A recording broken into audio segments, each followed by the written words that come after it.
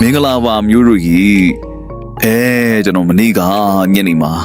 ဒီကိုဆိုပြီးထွက်သွားခဲ့တဲ့အတွက်ကျွန်တော်ပြီးလိုက်တဲ့ကွက်ဒီအလေးပြောင်းလေးဖြစ်သွားခဲ့ပါရီ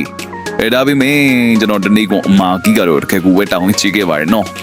မနေ့ကမှတင်မယ်38ဆိုပြီးအောင်ဝက်ခံနိုင်မိတာအားလုံးအမြင်ပါပဲကဲအဲ့ဒီတော့ကျွန်တော်ဒီနေ့ကြာသာပရိနေ့အတွက်ဒီကြားအတွက်ချက်ထားတဲ့အမာကြီး3ကဲပဲဖြစ်ပါရီသတိထားစရာတခုရှိလာပါအခုနောက်ပိုင်းမှာပါဝါကနန်းတွေထွက်လာအရန်များနေပါရီကျွန်တော်ရဲ့မူရဆိုရင်တစ်ဘရိတ်ဒါမှမဟုတ်ရင်ပါဝါဘူးပြန်ကြပြီလာနိုင်တဲ့အလားလာရှိနေပါရီဒါကြောင့်မို့ကျွန်တော်ညွှန်ရအနေနဲ့တစ်ဘရိတ်ကိုအထူးသတိထားပြီးတော့ထိုးသေးကြပါရီပြီးတော့ကျွန်တော်ရဲ့သိန်းနာခွေကကိုမရသေးတဲ့အမျိုးတွေအတွက်လည်းပဲအထူးခွင့်ရရှိပါရီ